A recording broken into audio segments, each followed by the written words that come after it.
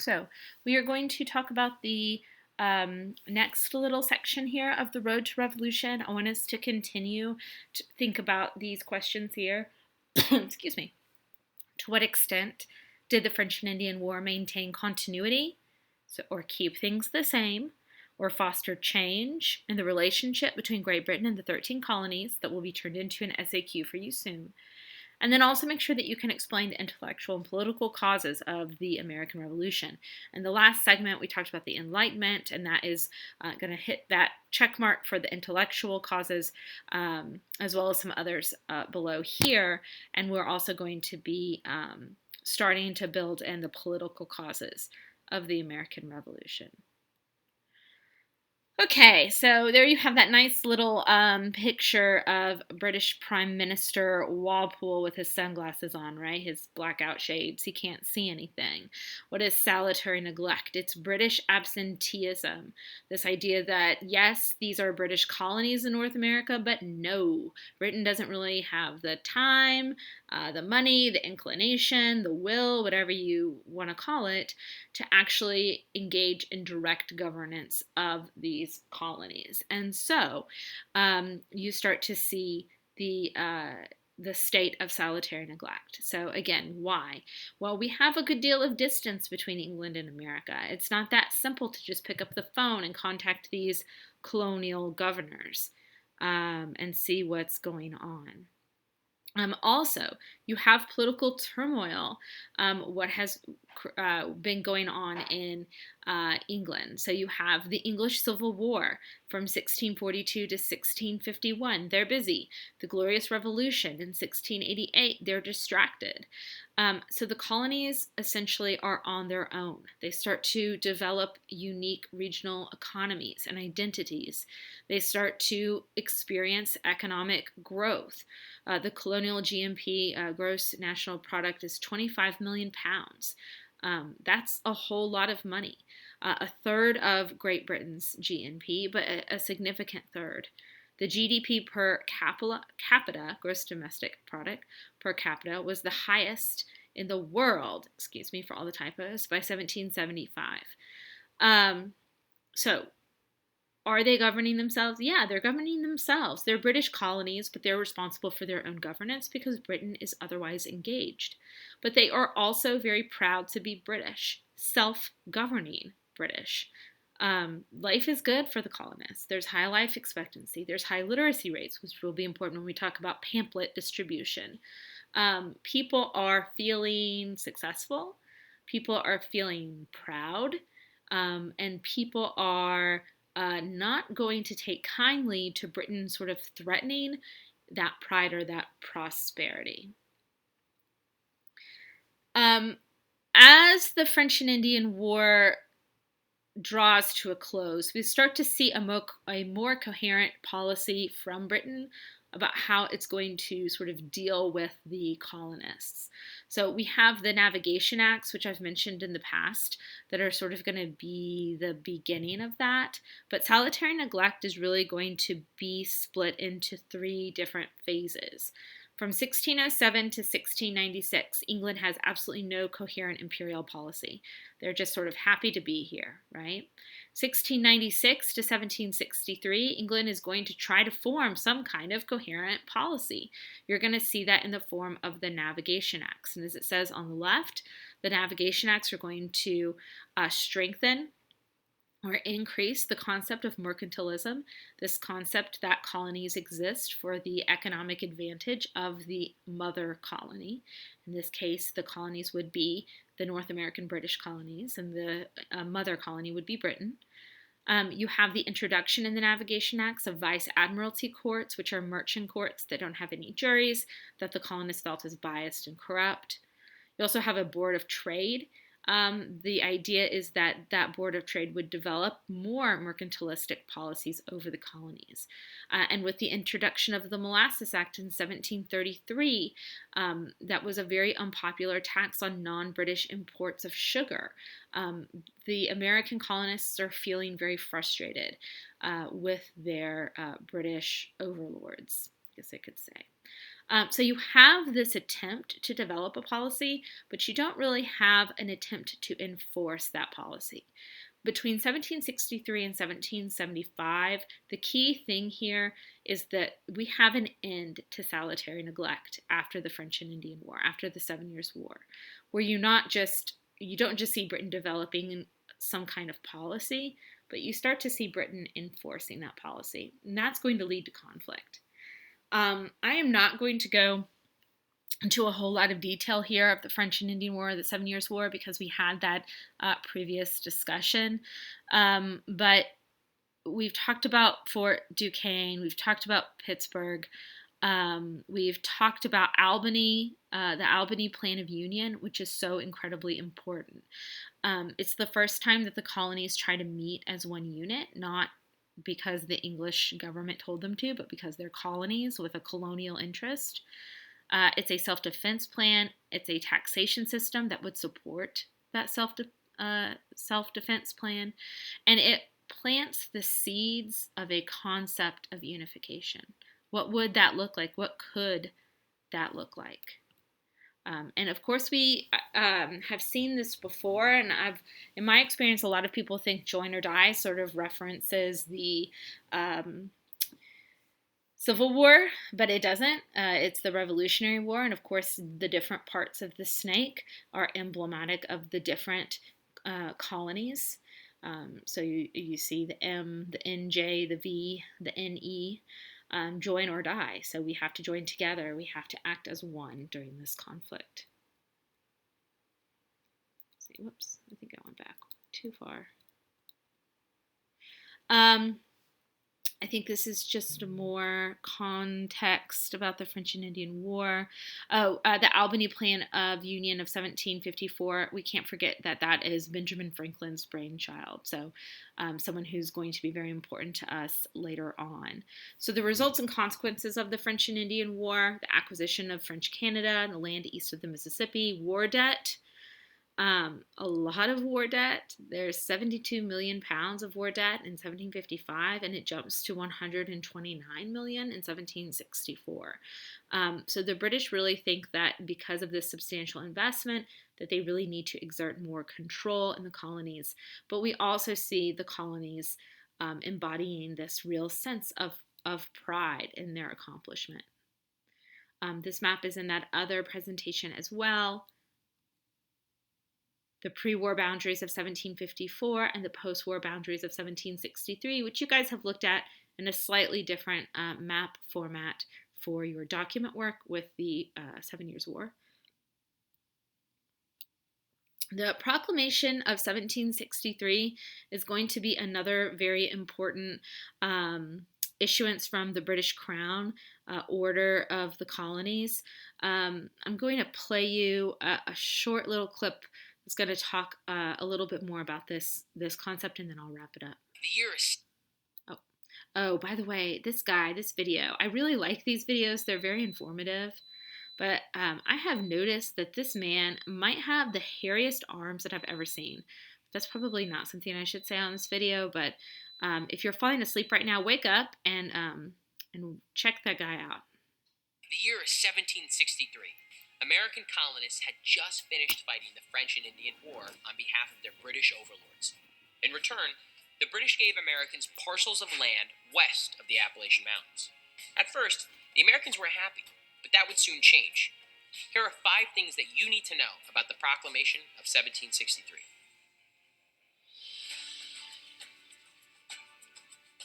In the wake of the French and Indian War, a Native American tribal leader named Pontiac was fed up with the British military presence on his land. He and other tribes launched an attack on the British, and fighting continued for the next 3 years. While the British government was already in the process of drafting the Proclamation of 1763, Pontiac's rebellion sped up its enactment. The British needed to find a way to keep Native American tribes happy, so they drew a line that effectively cut off any westward expansion by their colonies. Native Americans would be allowed to keep the area west of the Appalachians, while American colonists had to contain their settlements to the east, rendering their land grants absolutely worthless.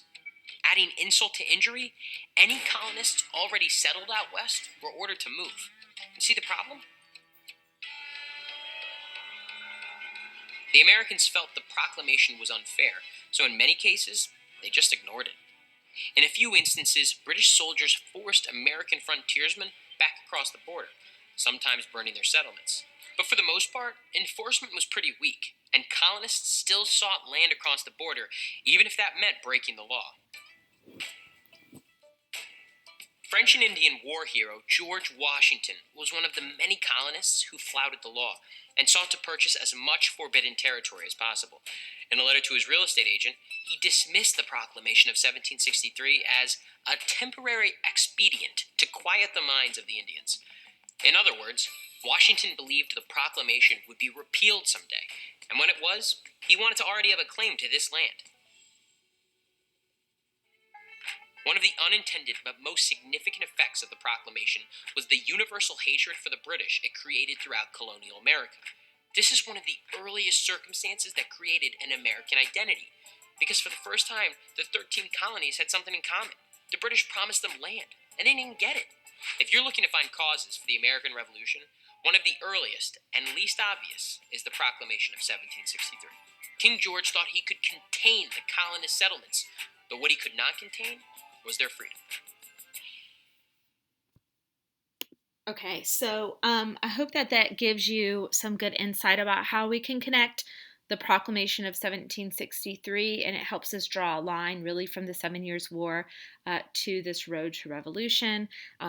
Pontiac's Rebellion is just one example of conflicts that are being fought as Native Americans attempt to maintain control of their existing territory.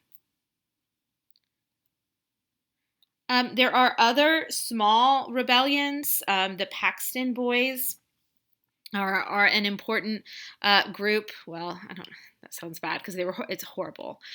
They're murderers, the Paxton Boys in 1764, and their sort of uprising against an existing government and their intense hatred of Native Americans that ultimately culminates in a massacre. And also this group in North Carolina called the Regulators, who are active from 1764 to 1771. They essentially are fed up with what they see as the corrupt, sort of shady dealings of governments in the East, and so they want to move to the frontier where they can kind of govern themselves. This is a short little video on the Paxton Boys, but brace yourselves, it's that Hip Hughes guy, so it's going to be loud.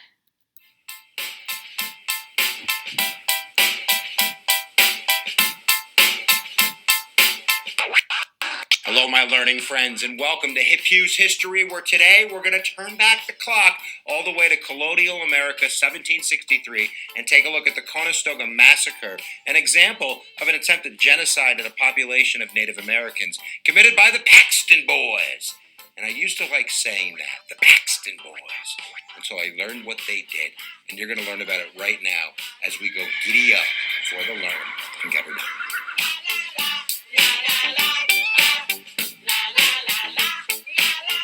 So why don't we set the stage? We're going to be in Paxton, Pennsylvania, which today is near Harrisburg in southeastern Pennsylvania, about 100 miles west of where Philadelphia is, about 40 miles west of Lancaster. And the situation really is starting in the 1750s with the end of the French and Indian War, that there's a lot of restless Native Americans on the western frontier. And the British, that's not their number one priority. They really don't want to get involved in kind of like, kung fu fighting on the western frontier and get involved in those types of wars. They're getting ready to issue the proclamation line of 1763 and really draw a line in the sand for, these darn colonists who are pushing westward and really bumping up their heads against Native American tribes. And one Native American, Pontiac, and we're going to have Pontiac's Rebellion in 1763, he's having none of this. These were Ottawa Native Americans and other Native Americans from Ohio and even western Pennsylvania that were kind of organizing themselves to fight back against the British. They were French allies. They lost in the French-Indian War, and now they're really fighting for their own survival as they see these Western settlers starting to take their land. So they're organizing attacks, especially in the Ohio region and even into, like I said, Western Pennsylvania, more near Pittsburgh. So word of these attacks has spread, and now we can go to Paxton, which of course we get the Paxton Boys from. Pennsylvania is really changing, and this is important to understand, that it's founded as a Quaker colony, and the Quakers believe in universal friendship, the universal kingdom, and working with Native Americans in a very peaceful manner. And at the end of the 1600s, William Penn, who founded Pennsylvania, he had bequeathed, I like saying that word, bequeathed, lots of land to Native Americans, including one specific tribe, the Susquehannock. And these guys are really dwindled down to very small numbers by 1763. Smallpox had pretty much wiped them out. And the place we're talking about, Conestoga, there's only about 20 of these Native Americans that live there. And for most of them, they are Christian, and they have kind of, been bartering and trading with the Pennsylvania farmers that have surrounded them. But word has come that these Native American attacks are coming closer. They haven't reached eastern Pennsylvania, but the word is out there, and these Paxton Boys are being led by Reverend John Elder, and this is a different kind of branch of Christianity. This is evangelistic, this is Presbyterian, and they don't see the world in the same light as the pacifist Quakers. They see the world as, white man civilization that's going out on kind of God's crusade. They see themselves as God's crusaders, and these Native Americans are nothing but savages that need to be wiped off the planet Earth. And that's where we're going when we reach 1763. The Paxton Boys are upset. The British government's not doing enough about it, and we're about to have a massacre on our hands.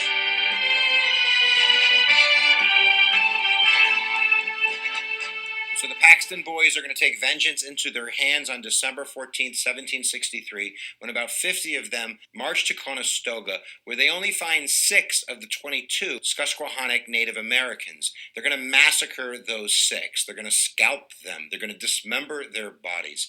Now, at this point, William Penn, the colonial governor, he already knew something stinks. He had let 150 of other Native American tribes come to Philadelphia during this time period in order to be safe, but they actually denied the Susquehannocks' request to come to Philadelphia. Now, 16 of that family, that tribe, wasn't in the village. They had been trapped in a snowstorm, so they were put under protection of the colonial governor in Lancaster. They put them in a work storage house, and they were supposed to be secure there. But the Paxton Boys, when they find out they're in Lancaster, they're going to march the 40 miles to Lancaster. They're going to overpower the sheriff. The sheriff's going to pretty much give them the keys to the workhouse. They're going to go in, and they're going to kill 14 of those 16 remaining Native Americans, 6 adults and 8 children. And the accounts are horrific. Again, scalping and dismembering, cutting the legs and the hands, the body parts up and scattering them about. They really believed these people were savages, that they were above them, and I guess they had a right to do this. William Henry of Lancaster wrote, "I saw a number of people running down the street towards the Gowl, which enticed me and other lads to follow them. At about 60 or 80 yards from the Gowl, we met 25 to 30 men, well mounted on horses, and with rifles, tomahawks, and scalping knives equipped for murder. I ran into the prison yard, and there, oh, what a horrid sight presented itself to my view. Near the back door of the prison lay an old Indian and his women, particularly well known and esteemed by the people of the town on account of his placid and friendly conduct. His name was Will Sock. Across him and his native women lay 2 children of about the age of 3 years, whose heads were split with a tomahawk and their scalps all taken off. Towards the middle of the Gowl yard along the west side of the wall lay a stout Indian, who I particularly noticed to have been shot in the breast. His legs were chopped with a tomahawk, his hands cut off, and finally a rifle ball discharged in his mouth, so that his head was blown to atoms, and the brains were splashed against, and yet hanging to the wall for 3 or 4 feet around. This man's hands and feet had also been chopped off with a tomahawk. In this manner lay the whole of them, men, women, and children, spread about the prison yard, shot, scalped, hacked, and cut to pieces. Now, John Penn, he had put $600 on their heads. He had issued warrants for their arrest, but he's not getting any cooperation. Nobody is turning these folks in. Now, out of the frustration that the Paxton Boys have, they think they're kind of on a roll. So they're going to actually march in January of 1764 to Philadelphia. the point, I guess, is to get those Native Americans that are holed up and kill them off too. Now, Philadelphia is really Quaker based, so they had organized their own militia. They were waiting for the Paxton Boys. The British had soldiers waiting for the Paxton Boys. Really could have been a bad conflict, if not for Benjamin Franklin. Thank you, Benjamin Franklin. Benjamin Franklin actually leads a delegation to meet them in Germantown, which was its own town province outside of Philadelphia, and they negotiate with these murderers, with these massacres. There's about 400 of them, maybe a little more, a little bit less, but they actually strike a deal where Benjamin Franklin is going to take their grievances to the colonial legislatures, and the Paxton Boys disappear into American history, not one of them ever arrested or not one of them ever punished. In his own account of the massacre, Benjamin Franklin wrote, "The barbarous men who committed the atrocious act in defiance of government, of all laws human and divine, and to the eternal disgrace of their country and color, then mounted their horses, whoosed in triumph as if they had gained a victory, and rode off, unmolested. The bodies of the murdered were then brought out and exposed in the street, till a hole could be made in the earth to receive and cover them. But the wickedness cannot be covered. The guilt will lie on the whole land till justice is done on the murderers. The blood of the innocent will cry to heaven for vengeance." So that's the story of the Paxton Boys. But you know, I wouldn't be a social studies teacher if I didn't roll out some effects. So the big effect is that this is one of the underlining reasons of the Revolutionary War. It's these settlers, it's these poor, new immigrants. They were Irish and Scottish immigrants, but there's German immigrants. There's other immigrants that are seeking to push westward, and there's Native Americans in their way, and they feel as though it's their God-given right to move westward, and the British government is not cooperating. And that, again, is one of the underlining reasons of the American Revolution. There's some other kind of interesting side notes. For the first time, it's actually Philadelphia that's going to lead in pamphlet production, increasing their supply by more than 50% because of the Paxton Boys and the massacre. There was literature that came out for it and against it, and it really, I think, showed early on people like Thomas Paine the power of the press and the power of media in the pamphlet section. How about that? And I think one other effect is it really shows that Pennsylvania's going red back in 1763, meaning that Philadelphia, really the center of control for Pennsylvania, is first seeing its encroachment of, more of the settlers and the other classes of people. And soon after, we're going to see that the legislatures in Philadelphia are going to be more heavily represented by that Presbyterian, by those immigrants that really want to push the envelope and go west, young man. So there you go, guys. That's the story of the Paxton Boys, the Conestoga Massacre. Really a sad, sad story of really an attempt at genocide when it comes down to it. So what do you think? You can leave it down in the comments below. Okay, so he's right. An attempted genocide for sure, and a massacre of very serious proportions, the emergence of Philadelphia as an important center of pamphlet production, and really what he means by that, or what that means, is an ideological center of literature. So this is what's happening as American settlers are moving west and encountering Native American resistance to that movement. This is one of the things that comes from that. So that's part 2, and we'll start part 3 soon.